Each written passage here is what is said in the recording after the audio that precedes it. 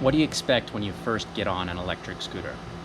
Hey guys, so when I first got my Dualtron 3 electric scooter, I had never been on an electric scooter before. So before I bought the electric scooter, I did the usual stuff. You go on YouTube, watch unboxing videos, watch a lot of reviews. I watched a ton of electric scooter rides.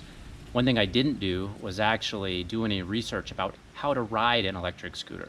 It seems so obvious. You hop on, you got a throttle, you got a brake. What's there to learn? Well, the first time I got on the electric scooter, I was in for a big surprise. So just wanted to run through some key things that surprised me, and hopefully, for those of you watching who have never been on an electric scooter before, you'll find this interesting and think about it before jumping on. So to start off, I will say that I have a Dualtron 3 electric scooter, and it's got a lot of power, a lot more power than you would get out of a rental scooter downtown.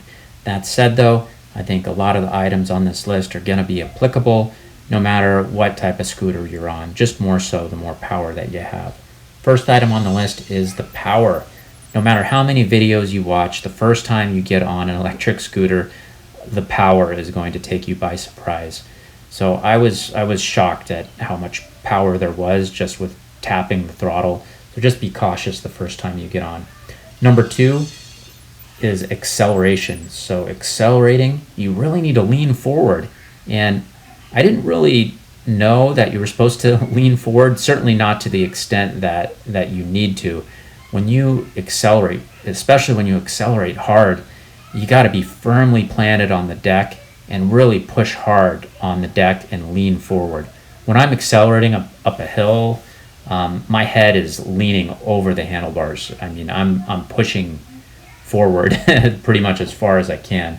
That is something I did not expect. Number three is braking. So the opposite of accelerating and leaning forward, when you brake, you need to lean back. And the way you do that is putting your weight on your back foot and kind of getting down low.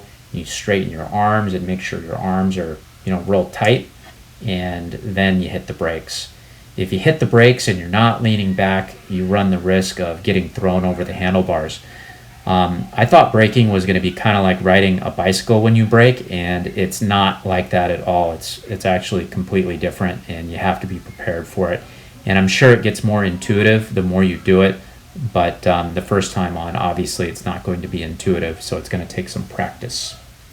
Number four, all this shifting of weight backwards and forwards, accelerating and braking, it puts a lot of stress on your calves, and my legs were really sore, especially my calves the first week. They were so sore that I had to take a couple of days off riding just to kind of let them heal up. And I'm not terribly out of shape, but obviously my calves needed some work. Certainly wasn't expecting that. Number five, at high speeds, it does require a significant amount of mental attention.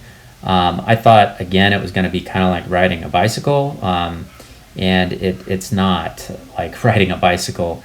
At high speeds, the handlebars can get a little wobbly, and maybe I'm just being overly cautious, but I certainly feel like I got to be super hyper focused at high speeds, especially when I'm braking or at high speeds and being ready to brake, just in case there's some kind of obstacle that jumps out in front of me. Number six, I did not expect that, I guess it's common sense, you got to have both hands on your handlebars, but I certainly didn't expect that, you couldn't ride with one hand. I thought, it would be kind of like a bicycle. Again, not like a bicycle at all. You have to have both hands on those handlebars.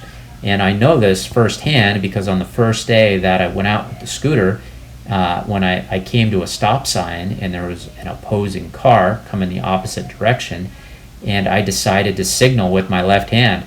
Bad idea. As I signaled with the left hand, my right hand touched the throttle and the scooter ripped out.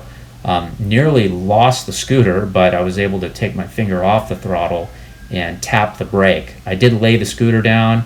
Luckily, I wasn't hurt, and the scooter wasn't terribly damaged, just some scratches, but it was a really close call. So maybe I should have made this number one. Never ride one-handed, always have both hands on the handlebars. So number 7, it's just incredibly fun riding scooters.